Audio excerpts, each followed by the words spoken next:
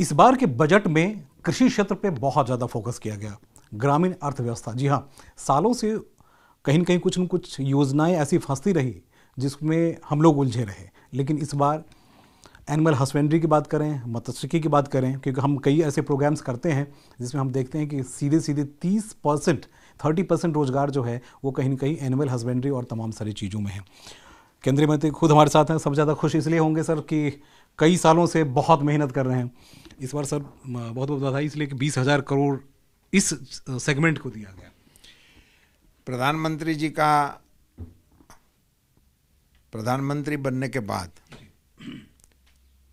सबसे ज़्यादा ग्रामीण अर्थतंत्र को लेकर उसका फोकस रहा है, और इसी के चलते हमारे दोनों विभाग जो है, एनिमल हस्बेंड्री और डेयरी, वो एक प्रकार से एग्रीकल्चर के ही एलाइड सेक्टर माने भी जाते थे और कल तक साथ में ही थे, इसी का ही हम हिस्सा हुआ भी करते थे।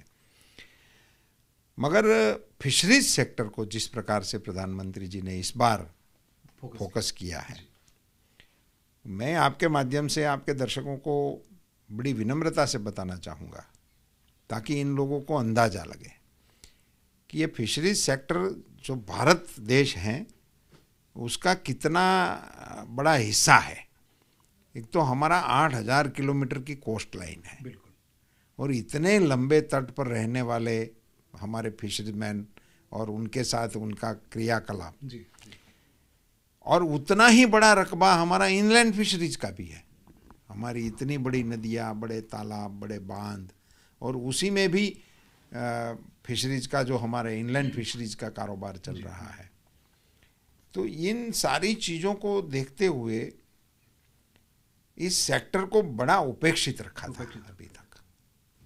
ये मैं प्रधानमंत्री नरेंद्र भाई मोदी जी को बिल्कुल देश के फिशरीज विभाग की ओर से और देश के लाखों फिशरमैनों की ओर से बधाई देना चाहता हूं कि उन्होंने स्वतंत्र मंत्रालय का दर्जा दिया। ये मेरा सौभाग्य है कि उसी क्षेत्र में मुझे भी काम करने का अवसर मिला है, ये अलग बात है। मगर इस सेक्टर को फोकस करने के लिए उन्होंने मंत्रालय बनाया। अभी एक ही फिगर मैं आपके साथ शेयर करूंगा। आज़ादी से लेकर 2014 तक जिन सरकारें बनी, जितनी सरकारें आई, उन सभी ने मिला के फिशरीज सेक्टर के लिए 3,680 करोड़ रुपए का प्रावधान किया, मात्र टोटल ओनली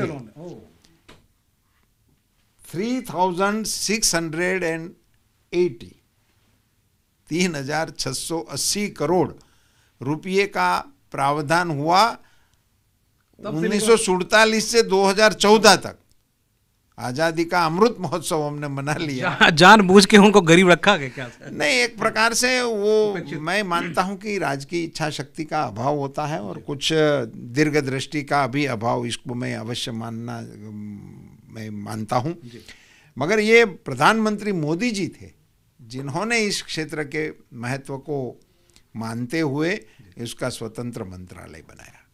अब बात वहाँ पे आके ठहर जाती है कि मंत्रालय बन जाने से कुछ नहीं होता। एक मंत्री का नाम अलग लग जाता है, दो अधिकारियों के नाम अलग लग जाते हैं, इससे कुछ नहीं होता।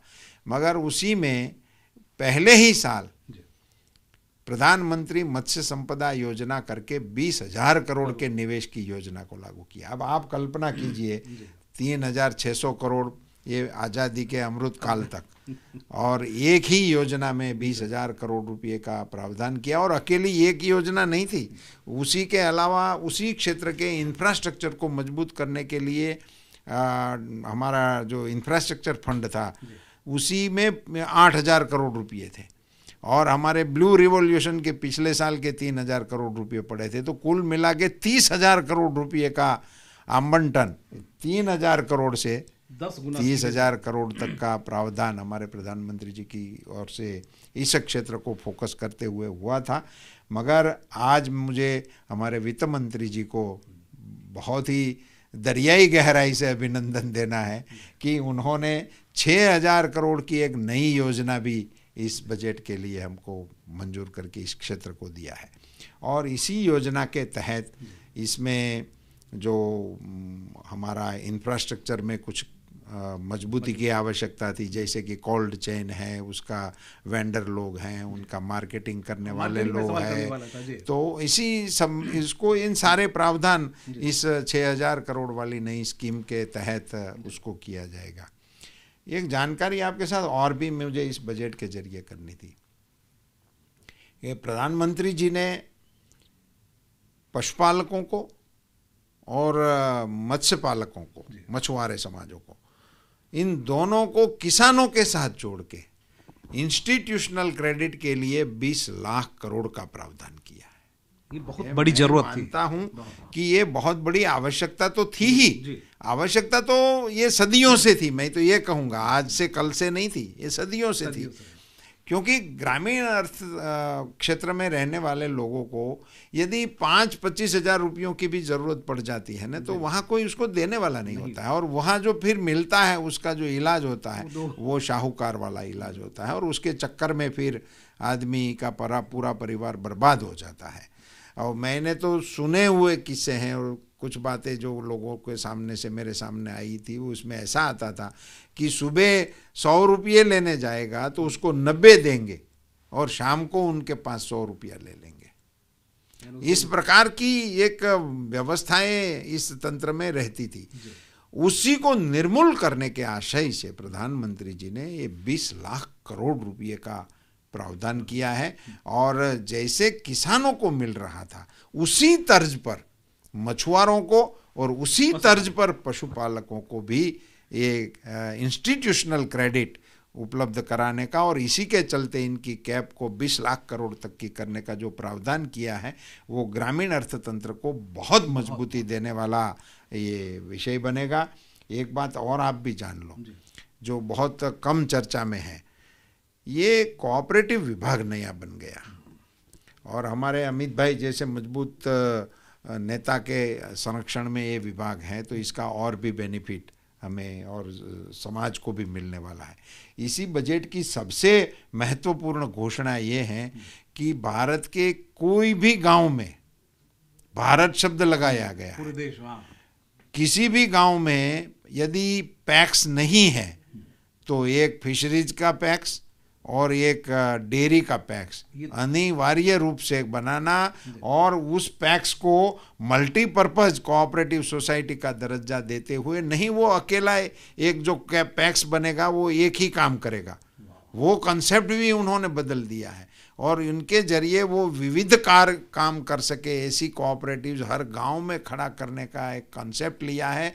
मैं मानता हूं कि ग्रामीण अर्थतंत्र में और पूरे ग्रामीण भारत में युवाओं के लिए एक नया एवेन्यू खोलने का काम इस कोऑपरेटिव क्षेत्र के माध्यम से। मनरेगा और इस पे तमाम सारे जो सवाल हैं वो कहीं ना कहीं बेमानी सी बात है कि मनरेगा सिर्फ एक कॉन्सेप्ट हम लेके, उनको एक मनरेगा, वो उनको ऐसा लग रहा है कि मनरेगा का जन्म उसी के कालखंड में हुआ था, तो उसी को लेकर वो बात करते रहते हैं। वो मगर बताते नहीं है कि मनरेगा के हमारे कालखंड में कितना खर्चा हुआ है और कैसे कार्य हो रहा है। मगर ये जो आ रहा है ना, ये कोऑपरेटिव, ये बिल्कुल एक नए सिरे से लोगों को काम भी देंगे, नया अर्थतंत्र। देखो आज अमूल है, मैं आपको एक छोटा सा उदाहरण इसका देना इसलिए चाहता हूँ, मैं वहीं से हूँ इसलिए।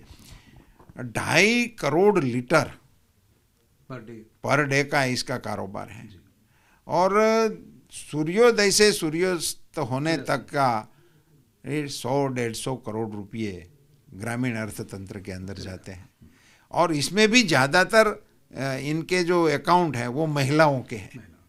तो एक प्रकार से ग्रामीण अर्थतंत्र की मजबूती के लिए और महिलाओं के सशक्तिकरण के लिए इस सेक्टर को मदद मिलने से हमारे अर्थतंत्र को बहुत बड़ी मजबूती मिलने वाली है। अमृत काल के इस पहले बजट को मैं बहुत बहुत साधुवाद देता हूं। सर एक सवाल जाते जाते, क्योंकि पूर्ण फिर 2024 में चुनाव भी है, विपक्षों की माने तो ये चुनाव जो है वो बजट जो है वो चुनावी बजट भी है। देखो ये पॉलिटिकल पार्टियों की ये कमज़ोरी है, मैं मानता हूं कि वो बजट को चुनावी बजट कह देते हैं। अब इसको मैं ये कहूँ, मैं एक उदाहरण के तौर पे इन लोगों को बताना चाहता हूँ कि 2019 का चुनाव भारतीय जनता पार्टी मोदी जी के नेतृत्व में जीत गई। दोबारा मोदी जी प्रधानमंत्री बन गए। उनकी पहली कैबिनेट में जाने का और बैठने का मुझे भी सौभाग्य मिला था। वो पहली कैबिनेट थी, चुनाव हो गया था, वो प्रधानमंत्री श्री बन गए थे। पहली कैबिनेट का पहला प्रस्ताव था कि जो किसान छूट गए हैं उनको भी ये पीएम किसान मिलना चाहिए। वो पहली कैबिनेट का पहला प्रस्ताव था। भाई अब चुनाव भी हो गया था, प्रधानमंत्री भी बन गए थे, तो अब क्या कहोगे इनको? सही बात। और आज इन लोगों को ये चुनाव लग रहा है, तो चुनाव तो हर जब भी साल होगा तो हर इतना बड़ा देश है और हमारे प्रधानमंत्री जी तो इनका भी इलाज बता रहे हैं कि भाई आप सब एक साथ जुट जाओ, सभी एक साथ इलेक्शन में आ जाओ तो ये चुनाव भी नहीं आएगा।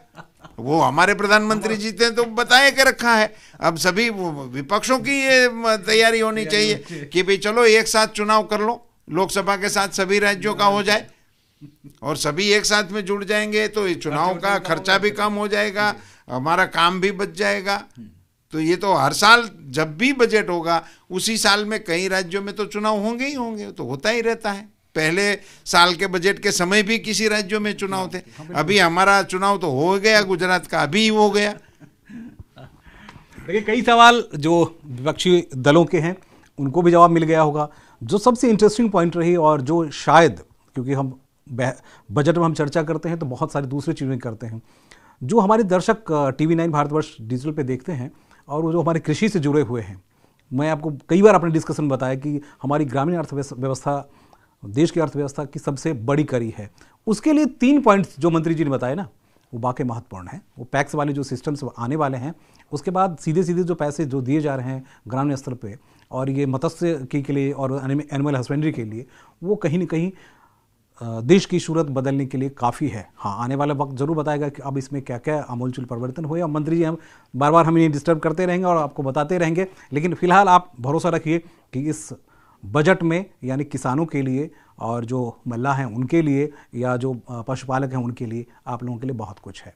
कैमरामैन खड़क सिंह के साथ मैं सुमन कुमार, TV9 भारतवर्ष।